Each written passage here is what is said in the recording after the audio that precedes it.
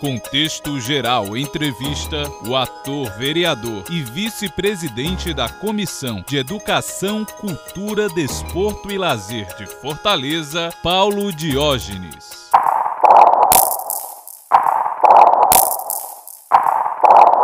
Nascimento é Paulo Osmar dos Santos Diógenes. Muita gente não imagina, mas eu nasci no Rio de Janeiro, né? Mas em 1961, mas foi por acidente, né? Meu pai cearense, Jaguaribe, família Diógenes, minha mãe carioca, se conheceram. Eu nasci e ele veio embora para cá, quer dizer, eu vim embora para Fortaleza com 4 meses, né? Quer dizer, eu sou carioca só de nascimento, só de identidade, né? Não digo nem de nascimento. E ele veio transferido do banco, a gente foi morar em Russas, né? Passei uma parte da minha infância em Russas, no interior, estudei em colégio interno, né? Num colégio de irmãs, né? É um externato que chamava antigamente.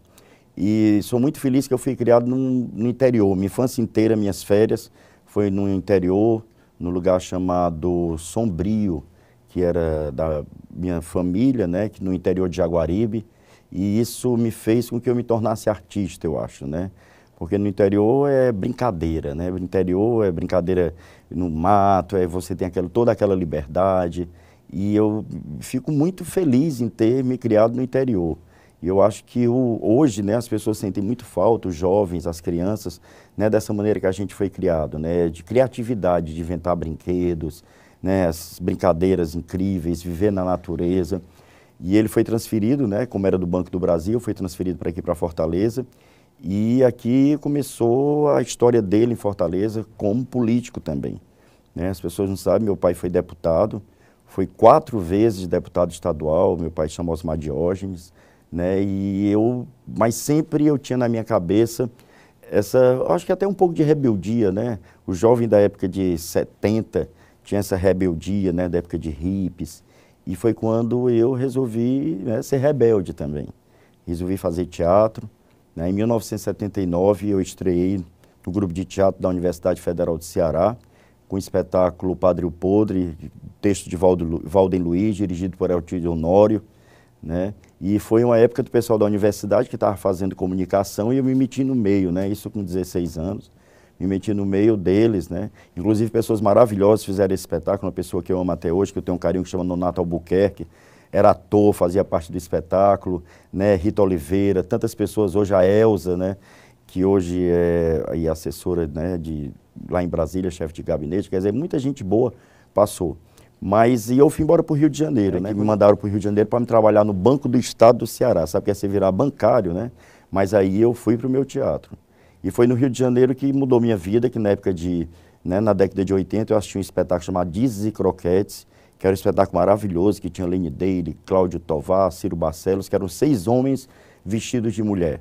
E aquela época era uma coisa muito rebelde, né? Pô, 6 homens vestidos de mulher, e aquilo não saiu da minha cabeça, né? Foi quando eu vim embora para Fortaleza, né, que me casei, mas aquela coisa minha, larguei teatro, fiquei no banco com família, mas o teatro não saía da minha cabeça, aquele espetáculo não saía da minha cabeça, né? Foi quando eu resolvi voltar ao teatro em 1985, quando eu morava aqui.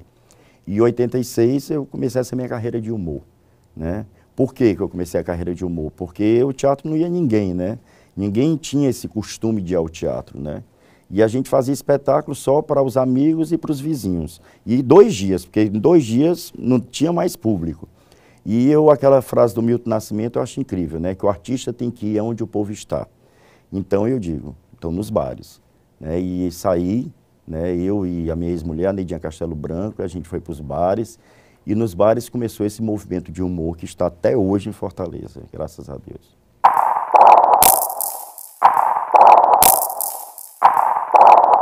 Existia uma coisa muito incrível em Fortaleza, né? Na década, né, que eu me criei aqui, na década de 80, 70, que era os amigos da rua, né? Isso era muito legal, as pessoas da tua rua, você tinha amizade com todas aquelas pessoas que moravam perto de você. Você sabia a vida de todo mundo, sabia quem era todo mundo, e era muito interessante que se tornava um grupo, né? E esse grupo a gente se divertia demais, né? Eu morei na Antônio Salles, entre Barão de Aracati e Carlos Vasconcelos. Antônio Salles, na época, era uma rua que não tinha nem asfalto. E era muito interessante porque foi onde eu comecei teatro, né, que me despertou o teatro, que a gente ensaiava a semana inteira e chegava o dia de sábado, a gente botava um lençol de um armador para o outro, fazia tipo uma cortina e ali a gente começava a se apresentar. Fora as coisas incríveis que eu me lembro, que eram os carnavais em clubes, né? Era muito interessante que a gente se reunia, todo mundo fazia a mesma fantasia. Eu achava muito importante, né, esse elo que a gente tinha com os vizinhos. Hoje acabou muito, né? Hoje não existe mais isso. E família também, né? Família é uma coisa muito interessante que eu acho que a base de tudo é família. Eu acho que depois de uma certa idade eu falei para meu pai que eu me tornei careta, né? Porque eu acho que duas coisas mais importantes para segurar o jovem é família e religião. Se não tiver essas duas coisas, não existe base para um adolescente, não existe base para uma criança. Eu acho que a família é fundamental, sabe, o respeito pelo pai, o respeito pela mãe, né, saber diferenciar o que é pai e o que é amigo. Eu acho que pai é pai, amigo é amigo. O pai pode ser um pai e depois ser amigo, não é ser amigo e depois pai. Sabe, eu acredito que o pai tem que ter a posição de pai, a mãe posição de mãe, para orientar. Né, hoje se perdeu muito isso, né? Hoje eu acho que os jovens não têm mais essa referência familiar. E graças a Deus, como eu disse, eu fui educado, né, um pai realmente maravilhoso. Uma coisa que ele disse na vida, que a única coisa que ele deixa na vida é o que a gente faz, né? E o papai é uma pessoa super honesta, né? Uma pessoa que todo mundo em Fortaleza conhece e sabe da pessoa dele, do ser humano que ele é. E eu quero levar isso dele, né? Que é a honestidade, que é a seriedade, né? Que é a amizade, que é uma coisa muito importante. E fora o interior também, né? Minhas férias, todas as férias, como eu disse, eu passava em Jaguaribe, numa localidade chamada Sombrio. E lá é incrível, porque a gente vê o que é a coisa do interior, né? Eu acho que as pessoas, né, os jovens deviam, pelo menos, né, passar um tempo, né, numa fazenda. E na época era tão interessante que não tinha energia, né? Isso era muito legal, né? Era luz de lamparina. E não tinha televisão. Eu me lembro que eu me chamava de vó, né, que não era minha avó, mas era minha avó de coração. Ela escutava novela em rádio, aquilo marcou muito. E a novela de rádio era uma coisa muito interessante porque as pessoas imaginam o personagem. Né? Eu acho que é uma criatividade muito grande de cada pessoa. Cada um tem a sua imaginação, né? Não, como será que é o mocinho? Como será? E ela sentava no rádio. E é que era mais interessante que quando chovia, isso eu nunca me esqueço. Quando chovia, corria, botava lençol em tudo que era espelho para os raios não caírem dentro de casa. Eu achava aquilo tudo muito interessante. E eu tenho um pouco disso de interior. Tanto que hoje mesmo, eu conversando com meu pai, né, conversando comigo, que eu moro num lugar que é tipo interior, aqui dentro de Fortaleza, né, o lugar que meu pai disse: meu filho, como é que tu mora naquele lugar que não tem nada perto? Eu disse: mas é de onde eu vim, eu gosto disso. Eu acho que a gente vive nesse mundo louco, mas a gente tem que um momento sair dele, sabe, se voltar para você mesmo, para um lugar silencioso onde o passarinho canta. Eu chego em casa, tem coelho na frente da casa, né? É gato, é cachorro, é jumento. Eu acho isso eu nasci, isso é de mim, né? Eu acho que eu nunca vou perder isso.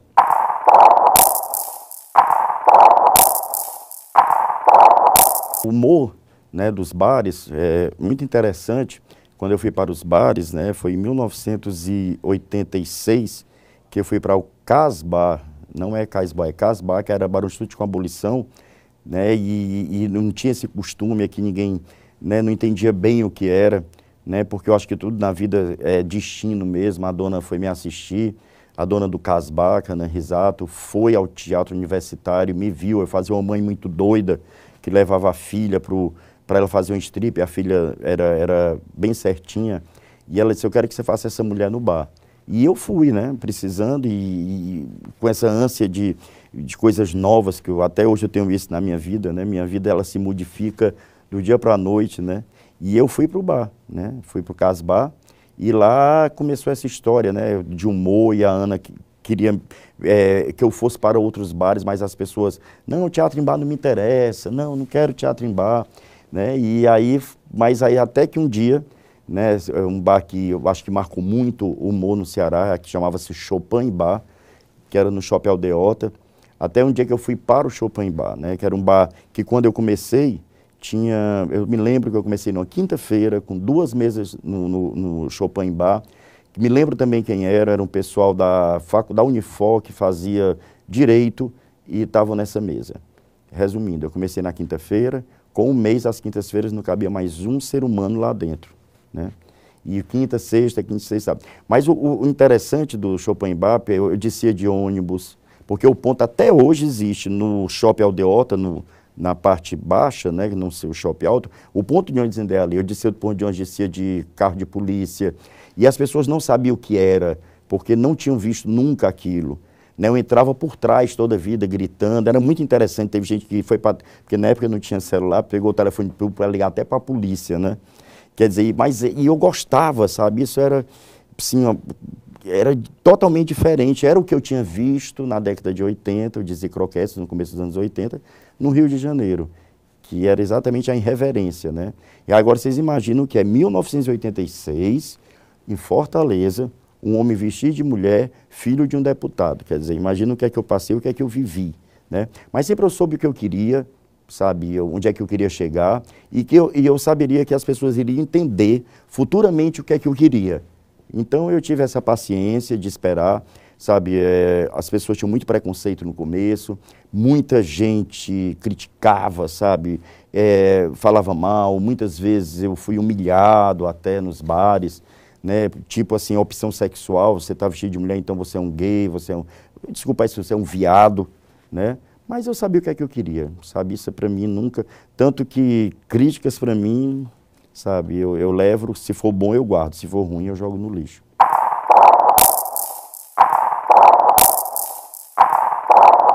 Quando eu montei o espetáculo O Que Vocês Não Vão Pensar, eu fiz essa mãe, né? Essa mãe muito louca, tudo não tinha nome, era no meio do espetáculo fazia parte, né? E eu fui para o bar, né? Para o Casbar, e ela não tinha nome. E aí eu fiquei pensando de qual é um nome popular, né? Porque eu não queria botar um nome, Maria é um nome popular,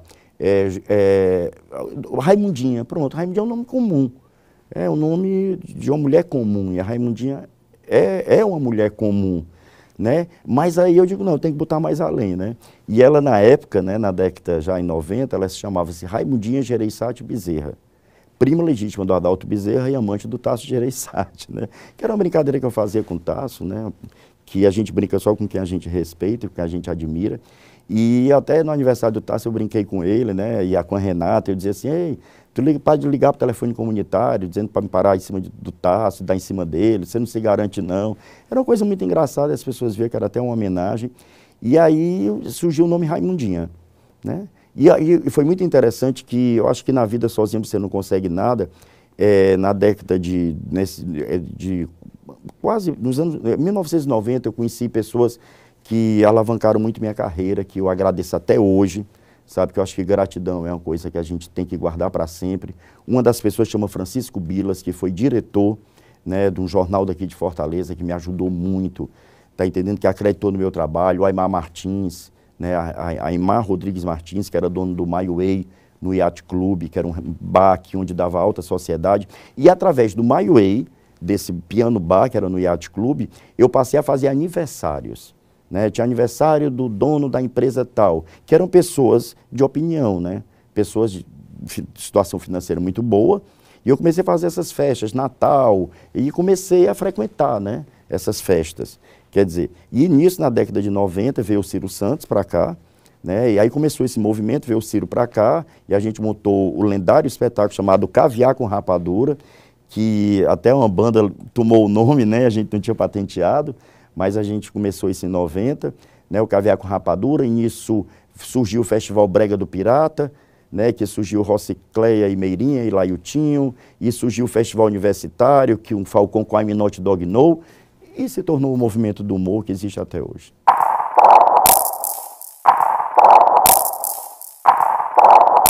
Eu digo muito que eu tenho saudade, na década, né, do final dos anos 80, começo de 90, que a gente fazia um humor irresponsável. Que eu digo humor irresponsável, era aquele humor que nós não tínhamos responsabilidade com o trabalho em si. A gente queria fazer humor e queria ousar, né? Mas a partir do momento que você chega numa casa e tem 3 pessoas para assistir, é uma coisa. Quando você chega numa casa e tem 1000 pessoas para te assistir, é outra. Você passa a ter uma responsabilidade muito grande, que aquelas pessoas tomaram banho, pegaram o carro, saíram de casa, pagaram, foram te ver, e se torna uma coisa muito mais responsável. Mas eu tenho muita saudade daquele humor quando a gente fazia sem muitas responsabilidades, sabe? Aquele humor que a gente ousava, a gente inventava, porque a gente estava fazendo mesmo, né? E hoje não, hoje a gente tem uma grande responsabilidade, porque as pessoas quando vêm de fora para Fortaleza, ela já vem para ver o humor. Né, assim, foi feita pesquisa pela Secretaria de Turismo do governo, que eu acho que é 70 e poucos % das pessoas que vêm a Fortaleza vêm atrás do humor. Quer dizer, então existe essa responsabilidade que a gente faça um excelente trabalho, mas também existe aquela coisa que a gente tem medo de ousar. Né? Usar por quê? Porque talvez a gente não possa agradar naquele dia. Quer dizer, tem esses dois lados, sabe? Eu preferia, particularmente, o humor irresponsável, né? Aquele que você não estava preocupado, né? Hoje você tem que se preocupar. Claro e com certeza, né? As pessoas gostam de ver você no palco bem arrumado, bem vestido.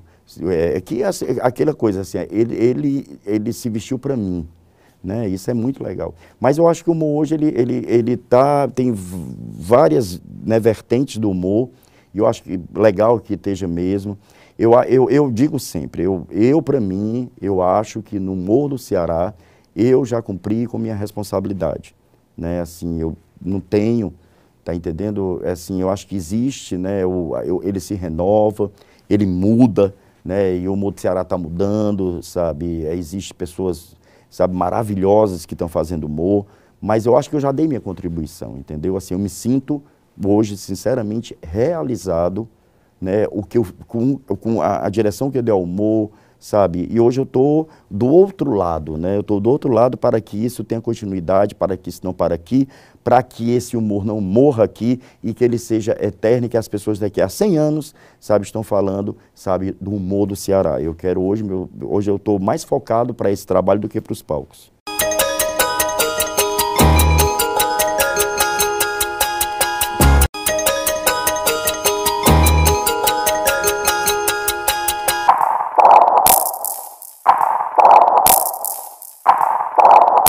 O que eu acho bom hoje é porque como a gente se torna um profissional, né, um profissional do riso, né, a gente não tem muito tempo, a gente vive numa roda viva, é trabalhar quase todo dia e ter que trabalhar todo dia, estar aqui no palco todo dia, porque você tem filho para sustentar, você tem contas para pagar e você tem aquilo tudo. O que está acontecendo hoje é que eu vou ter mais disponibilidade, não de tempo, porque eu estou, sabe, mais atarefado do que nunca.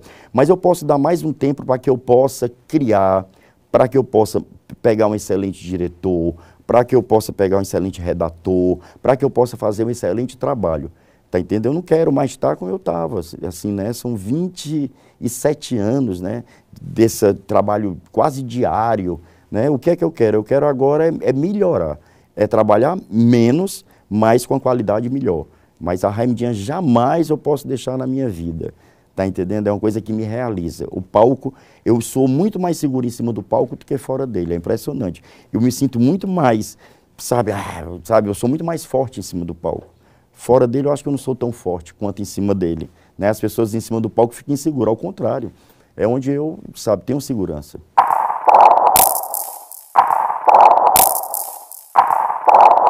Existe o folclore mesmo, né? O nosso humor é esse, né? A gente não vai querer mudar a cara do humor do Ceará, é como você querer mudar a música da Bahia. A música da Bahia é o axé. Existe a música clássica, existe todo tipo de música, o rock, tudo, mas a Bahia é o axé. E o nosso humor é muito típico, né? Eu acho que é só no Ceará que tem esse estilo, esse tipo de humor, né? Agora eu acho pessoas maravilhosas no stand-up, eu acho que tem que se renovar mesmo, eu acho que é muito monótono as coisas continuarem na mesma durante anos e anos e anos. Eu acho que tem que se renovar mesmo, eu sou a favor da renovação. Eu acredito que o pessoal diz que é moda, eu acho que não, que as coisas se renovam mesmo, sabe? Eu vejo a época da Jovem Guarda, a época da Tropicália, tá entendendo? E existe esses movimentos, né? E eu acho que a gente plantou essa história do humor do Ceará, mas existe ótimas pessoas, ótimos atores que fazem stand-up aqui em Fortaleza, como existe no Brasil inteiro. Só que é um estilo, né? É um outro estilo e que eu acho que é o que está acontecendo. E a gente tem que ver que as coisas mudam, como eu disse. Não pode se tornar tão monótono, tudo ficar durante a vida toda do mesmo jeito. Tem que se renovar. Eu acredito que existe gente boa e acredito que tem que se renovar. Daqui a pouco, gente, o stand-up não vai ser mais moda, vai vir outra coisa e a vida é isso, né? As coisas vão passando, vão se renovando para não se tornar monótonos.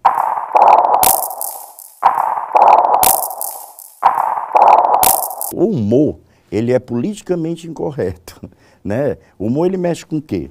Né? Ele mexe com a pobreza, ele mexe, né? Ele mexe com tudo que é politicamente incorreto, né? Mas eu acho que o artista tem que ter bom senso, né? O humor primeiro, sabe? O humor para mim, falando de mim, né? O óbvio no humor não funciona. Eu não gosto do óbvio. Se uma pessoa é gorda, dizer que é gorda. Se uma pessoa... Eu acho que o meu estilo é um estilo que não é óbvio, né? E eu acho que tem que ter, realmente, uma ética em relação a isso, tem que ter respeito. Porque, assim, até pelas pessoas que estão te assistindo, né? Você tem que ter respeito por elas, brinque, mas brinque com respeito. Mas eu acho que tudo como humor, o humor do Ceará se caracterizou muito com plateia, de brincar com plateia, teve muita gente que extrapolou, né? Como eu acho que o stand-up tem muita gente extrapolando também, né? O stand-up às vezes extrapola, né? Eu sempre, sabe, me recusei, né, a esse tipo de coisa. Para mim, não. Né? Eu acho que você pode se brincar, mas brincar de uma maneira legal, respeitosa, né? E essa censura, eu acho que quem faz é o próprio humorista, né? É o próprio stand-up comedy, né? Que agora nem humorista se chama mais, né? Quer dizer, mas eu acho que ele que tem que ter senso. E a gente é responsável, eu sou responsável pelo que eu falo. Então, cada um se responsabiliza por que está falando. Mas eu acho que tem que existir o respeito. Eu acho que isso aí tem que existir. E as pessoas, às vezes, extrapolam, perdem o limite. Né? Como o humor daqui perdeu o limite, uma certa época, com plateia. Chegou até a agredir as pessoas na plateia com piadas, sabe, sem lógica. E o stand-up está indo nesse rumo, alguns, né? Não todos. Está indo nesse rumo também, mas vão chegar uma hora que vão ver que isso não funciona, como aqui não funcionou.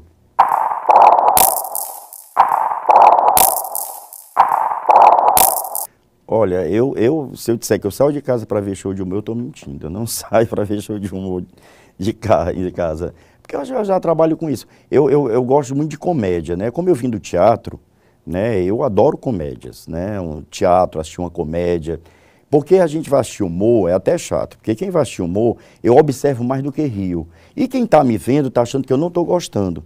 Porque eu observo muito o jeito, a maneira, a expressão corporal, a expressão facial. Eu vejo de outro ângulo o humor, né? E quem está do lado diz assim, ixi, ele não está gostando porque ele nem ri. Ele está despeitado, ele não está, né? Tem muito isso. E eu já evito, mas comédia eu adoro, sabe? Comédia teatral eu acho assim, eu amo sair de casa para assistir e assistir excelentes coisas de um tempo para cá aqui em Fortaleza.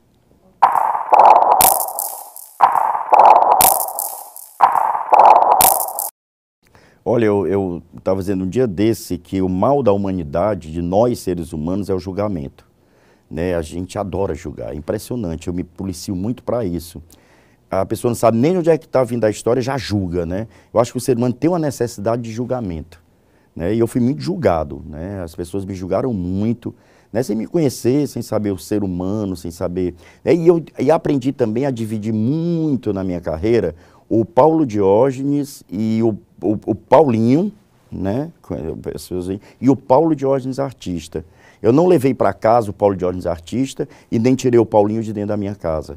Né? Assim, eu soube diferenciar muito. Porque você chega às vezes no camarim, as pessoas, ai, você é maravilhoso, ai, você é fantástico. Mas ali é o teu trabalho, não é a tua essência.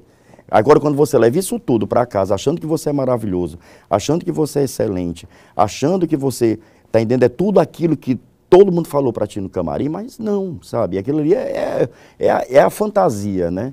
Então eu sempre dividi o Paulo Diógenes do Paulinho, a Raimundinha do Paulo Diógenes, o Paulo Diógenes do Paulinho, sabe? Cada um, para mim, são pessoas totalmente diferentes, né? Então, o julgamento das pessoas que eu vivi, sabe? Eu digo assim, quem sou eu para julgar também? Né? E quem sou eu para castigar? Eu estava dizendo essa semana, só as pessoas se castigam, eu não sou Deus para castigar ninguém e também não sou Deus para julgar ninguém, aprendi a não julgar. Né? E eu acho que as pessoas deviam se conscientizar disso, eu vejo isso muito na internet, no Facebook, as pessoas veem uma história, elas julgam da maneira que elas acham conveniente, isso é que é pior, né? Que a pessoa julga da sua conveniência, né? Então, assim, eu acho que tem que ter muita responsabilidade, sabe, em julgar as pessoas, como eu falei do stand-up, sabe, eu prefiro não julgar, sabe, acho que cada um sabe o que é que faz, eu acho que cada um... E quem sou eu para julgar alguém? Eu termino dizendo isso, e quem são as pessoas para me julgarem a não ser Deus? Eu acho que só Deus pode me julgar.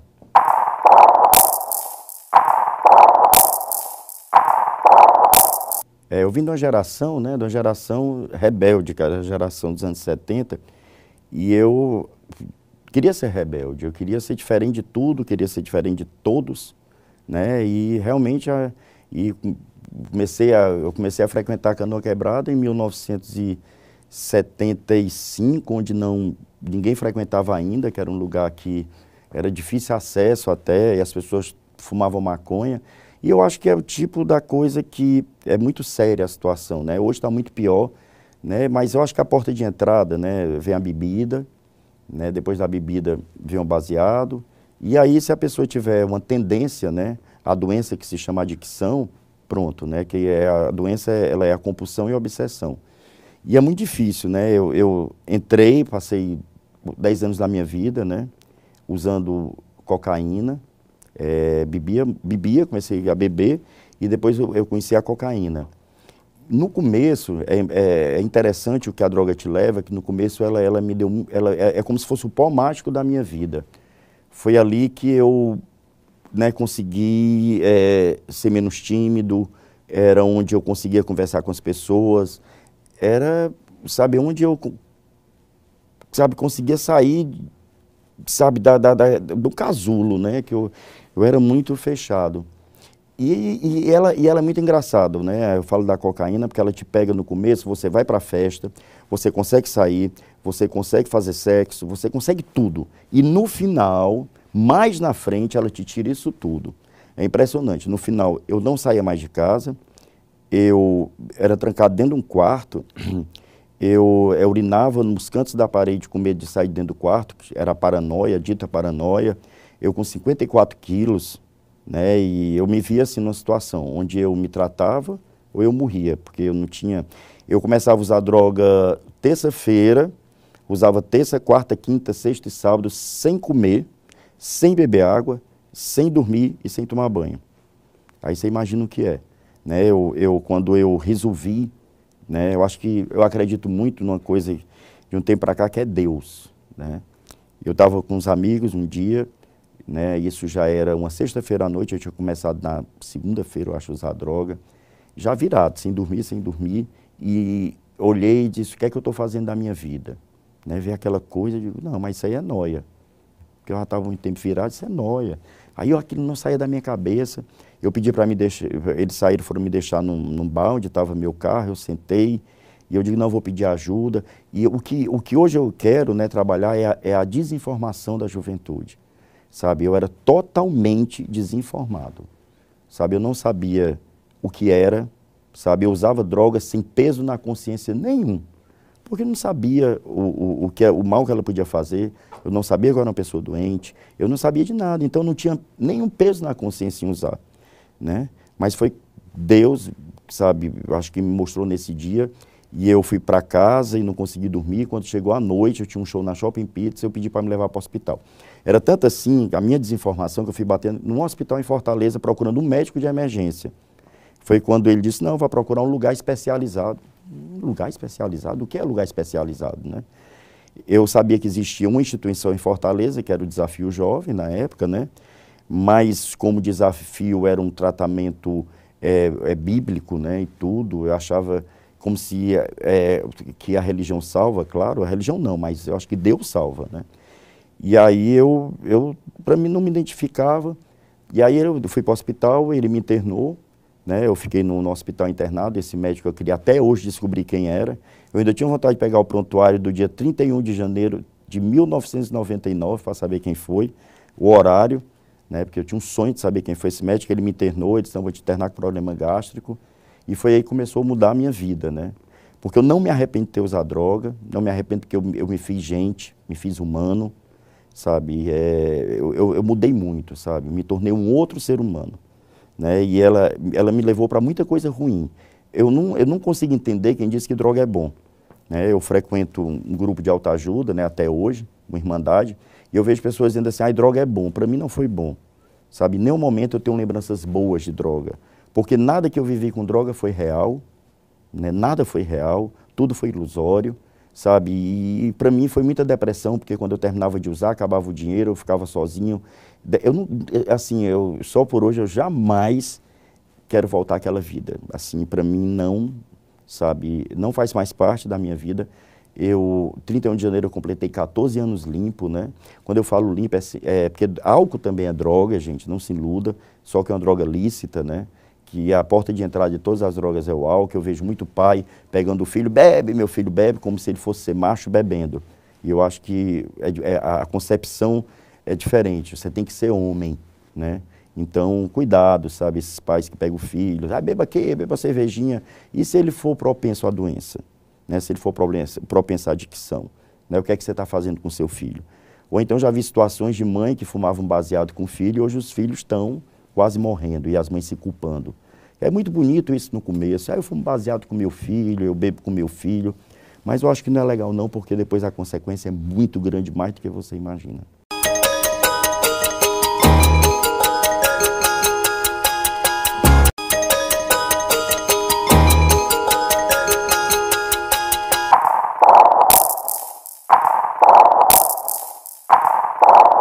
Depois que eu estava com 10 anos limpo, né, sem drogas, né, drogas que eu falo é álcool, é tudo, eu parei e fiquei pensando como eu era egoísta, né? O ser humano em si é muito egoísta, porque a gente mal resolve os nossos problemas, quando a gente vai querer resolver o problema dos outros e a gente não consegue nem resolver os nossos.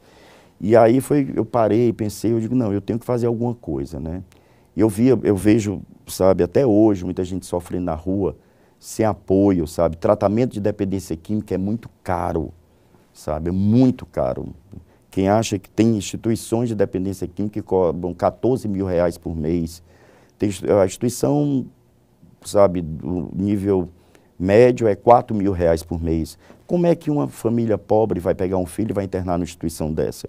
E eu pensei isso tudo e comecei a frequentar algumas instituições, ver o trabalho que faziam. Me internei numa também em São Paulo, em 1999, e eu tive a ideia, eu digo, por que é que eu não monto uma? No começo eu não queria, me acovardei, né, porque eu acho que é muita responsabilidade você tratar com vidas, né? Você está tratando de vidas. E eu não tinha essa coragem, eu digo, não vou, mas eu digo, vou. Fui sozinho, né, fui sozinho, até hoje eu não tenho ajuda de ninguém, né, de nenhuma empresa, não tenho ajuda de estadual, municipal, não tenho ajuda de nada. Comecei em Parana, né, numa casinha pequena, né, ainda fiquei quase um ano, até que um dia meu pai me pegou, me levou para conhecer uma fazenda da família que eu não conhecia, no Novo Iguape. Aí ele olhou e disse, filho, você gostou? Eu disse, gostei, pai. No dia ele me ligou e disse assim, aqui vai ser a sua instituição. Foi uma atitude muito bonita dele, né, e hoje a fazenda fica no Novo Iguape, a Fazenda Luz do Mundo. É uma estrutura que eu queria dar aos internos, que é um lugar que, o lugar é muito espiritual. Sabe, é um lugar lindo, as pessoas, quando vocês imaginam... Hoje eu estava conversando com uma pessoa, exatamente foi me pedir ajuda para a internação. Eu digo, você acha como é uma instituição para dependentes químicos? Não, deve ser um negócio de um muro alto, todo mundo amarrado. Eu digo, não, você está completamente enganado. Uma instituição para dependentes químicos existe vários tipos. A minha é uma comunidade terapêutica. A minha, você fica pelo sofrimento. Foi o que você passou, foi o que você viveu. O que leva a pessoa a se recuperar é o sofrimento que ela passa. O muro não é tão alto. As pessoas, se quiser ir embora, a gente vai fazer tudo para que não vá, mas se quiser ir, vai ter que sofrer mais ainda para voltar. E muitos não voltaram, muitos morreram, né? E é uma instituição que hoje eu vejo espaço, tem criação de tilápia, temos lago, campo de futebol, a gente consegue dar uma parte de divertimento, mas também uma parte terapêutica, onde o interno tem psicóloga, tem 5 reuniões diárias, onde ele vai aprender a viver de novo. É como se estivesse ensinando uma criança a andar, né? Ou então uma pessoa que teve algum problema e você ensinasse ela a andar de novo. Tem hora para acordar, tem hora para dormir, tem 5 reuniões, para você se conhecer. Eu acho que a instituição de dependentes químicos é um lugar onde você investe em você mesmo, eu sempre digo isso. Onde eu fiquei, eu agradeço até hoje, foi onde eu passei a começar a me conhecer como ser humano.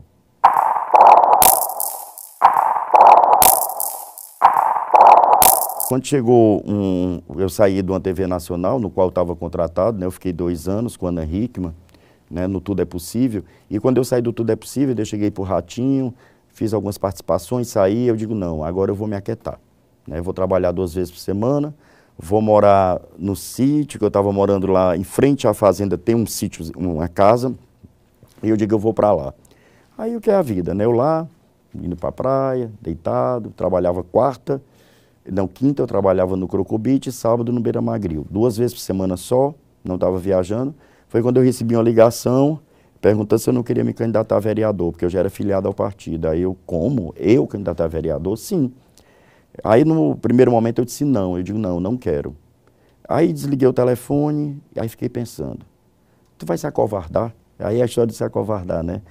A instituição está aí, tu montou, sofreu durante quase 1 ano, mas deu certo. E se estão te convidando é porque Deus tem algum propósito. Gente, eu não sou, minha religião é Deus, eu não tenho uma religião, mas eu acredito muito. Eu digo, então Deus está te colocando isso na tua vida. Se Deus está te colocando, vai. Aí eu ainda pensei, pedir ajuda, né, a amigos, pedir opinião, né? Meu pai foi um que disse, vá, tá entendendo? Eu digo, mas como, né?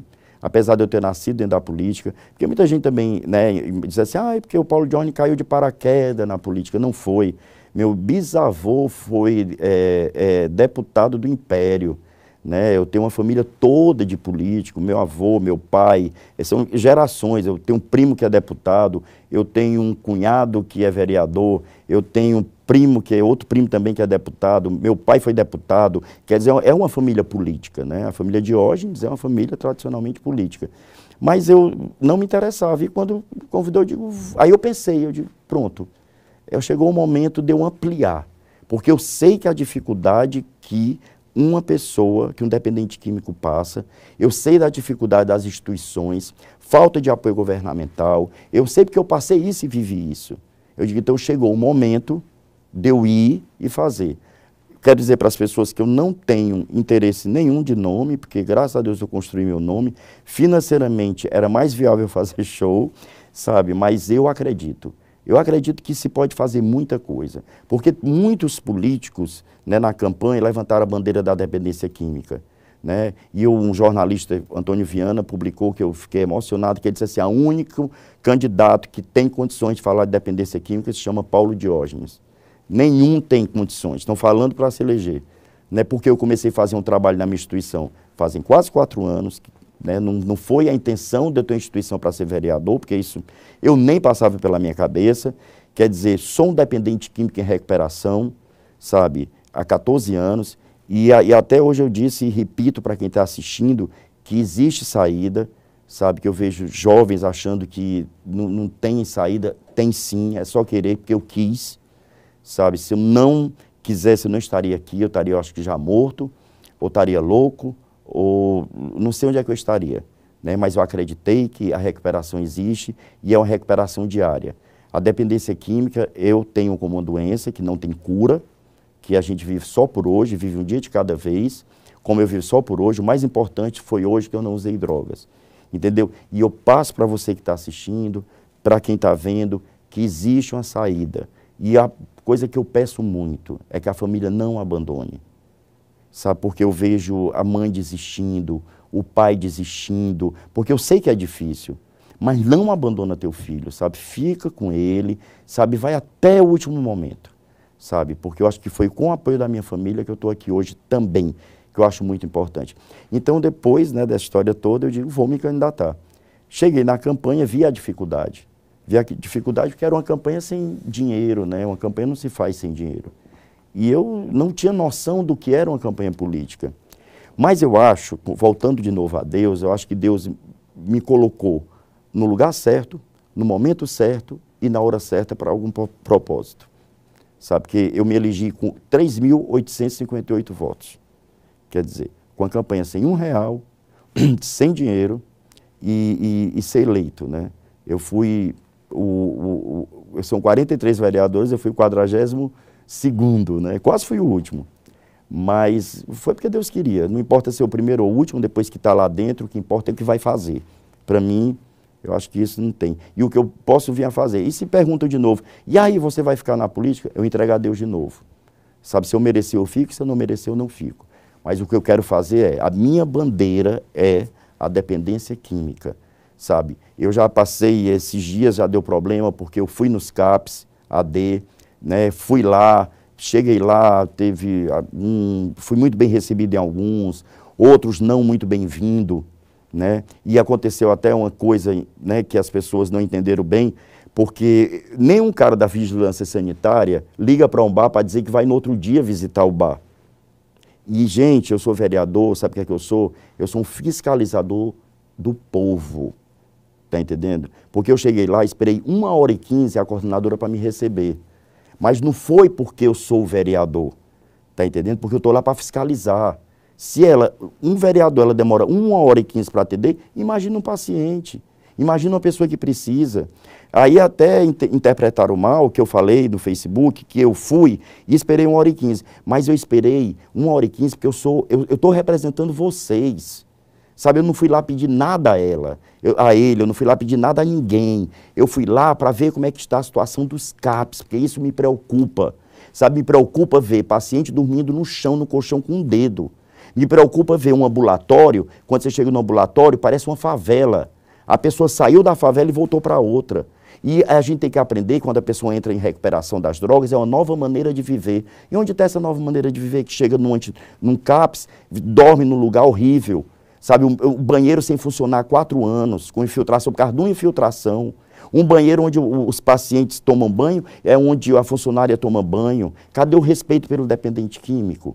É isso que eu estou atrás. Eu não estou em CAPS para ser bem recebido, em lugar nenhum para ser bem recebido como vereador, não. Eu estou em lugar para ser bem recebido como legítimo representante do povo. É isso que eu estou lá. Eu estou representando o povo. Tá entendendo? Eu estou lá, mas é como se fosse uma população inteira eu representando. Não quero ser atendido como vereador. Eu quero ser atendido pelo menos como ser humano, que isso já me interessa muito.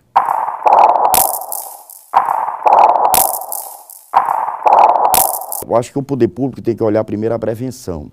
Né? É aquela história, que está essa polêmica em relação à internação involuntária, né? Da pessoa internar. Eu tenho muito medo. Eu sou a favor, mas tenho medo. Eu tenho medo de quê? Que se volte a ter manicômios no Brasil de novo, onde joguem as pessoas lá dentro e esqueçam elas. Sabe? Eu acho que o governo não está preparado para isso. Eu acho que não está. Se a pessoa tiver condições de colocar numa clínica paga, particular, sendo acompanhado, eu acredito. Porque assim, aí vem os direitos humanos dizer que todo cidadão tem o direito de ir e vir. Mas desde quando um dependente químico, que está no alto grau do vício do crack, ele vai ter condições de pensar para onde vai? Eu acho que só a família sabe, porque eu sei e convivo. Só um desespero de uma mãe se sentir impotente em relação ao filho, sem saber o que é que vai fazer com ele, sem saber para onde é que vai levar o filho. Porque já fez tudo e não conseguiu. A única saída seria essa. Então, se a última seria essa, tenta essa. Tá entendendo? Agora, eu acho que o trabalho que tem que ser feito é de prevenção. Sabe? O governo tem que fazer um trabalho de prevenção. O que é a prevenção? É dar para esses jovens metas e perspectivas de vida. Porque hoje o jovem não tem perspectiva de vida. Tá entendendo? O governo tem que dar esporte, tem que dar cultura, tem que dar lazer. E isso é que tira o jovem da droga. Porque o governo deixa o jovem e o traficante adota o jovem.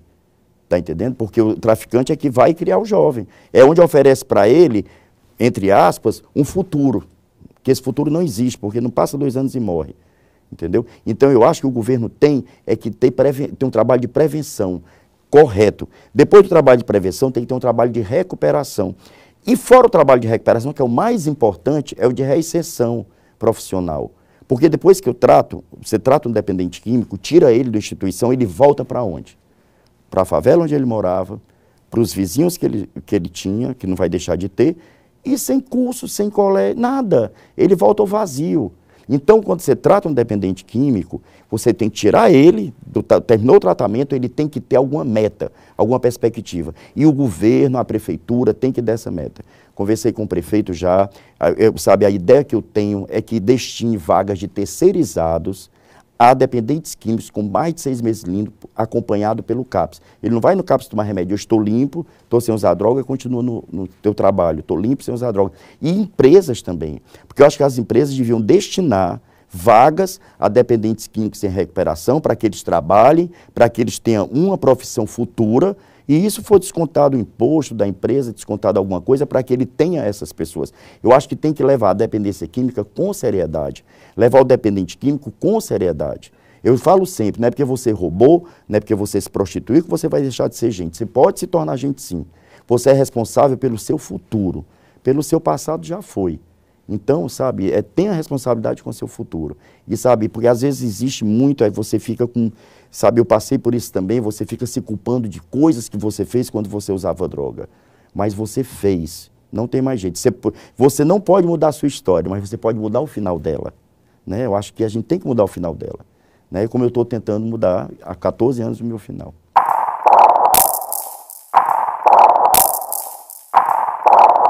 Peguei várias comissões, mas a vice-presidência, né, no qual eu sou vice-presidente, o vereador Evaldo Lima é o presidente, que é exatamente de cultura, de esporte e lazer. As pessoas perguntam, mas e isso? Tem tudo a ver com a dependência química. Porque a partir do momento que você der cultura, der esporte, der lazer ao dependente químico, ou então aqui a pessoa tem a prevenção, né, ao jovem, ele sai disso tudo. Né? Ele vai querer ser um grande jogador, ele vai querer ser um grande artista, né? Você está dando visão futura, a qual ele não tinha mais nenhuma. E em relação aos artistas, eu sei o que eu passei também. Eu acho que a minha candidatura e tudo que eu vou lutar foi por tudo que eu passei e não quero que ninguém passe. Né? Eu, como artista, que comecei em teatro em 1979, eu sofri muito aqui. Sabe, a falta de apoio, sabe, é como se a gente estivesse pedindo esmola. Sabe, a sensação que o artista cearense tem é como se ele sempre estivesse pedindo esmola. E o artista não está pedindo esmola. Ele está pedindo só condições de trabalho. Sabe? Só isso que o artista quer. Sabe? Ninguém quer mais além do que isso. E eu acho que tem que ter o respeito. Sabe? Eu acho que tem que ter a valorização dos artistas locais. Nós temos grandes atores aqui, temos grandes cantores. Sabe? O circo é uma coisa impressionante também, que tem que ter um apoio muito grande ao pessoal de circo.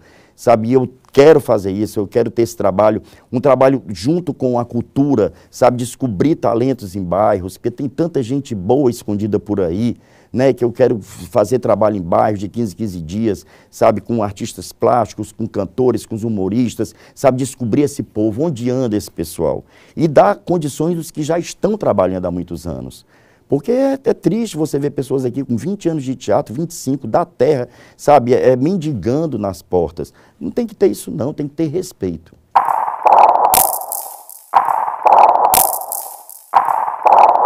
Primeiro eu queria agradecer, né, eu sempre assisto o programa e acho muito interessante que aqui você pode expor suas ideias, né, aqui você fala o que você sente. Isso é muito legal, que não tem ninguém, né, assim, às vezes podando para que não fale isso, não fale aquilo. Né? E tudo que eu falei aqui foi o que eu sinto mesmo, tudo que eu falei foi de coração, né? E eu acho que é isso, a gente tem que falar com a alma, né? E eu gosto de falar com a alma. E eu conheço as pessoas que falam com a alma e falam com o coração. Né? E eu tento sempre fazer isso. E espero fazer um bom trabalho, sabe? Posso errar às vezes, porque eu sou humano e humano erra, né? Mas eu quero acertar. Sabe? Porque eu aprendi uma coisa com meu pai, a gente não deixa dinheiro na vida, o que a gente deixa é o legado que a gente faz pela humanidade. Né? Eu quero que daqui a muitos anos estejam lembrando de mim de uma maneira legal, sabe? Um ser humano, né? Eu digo ser humano mesmo, né? Um ser humano bom, um ser humano que ajudou, um ser humano que... Porque dinheiro você deixa para os filhos, eles acabam e você, sabe, já esqueceram de você.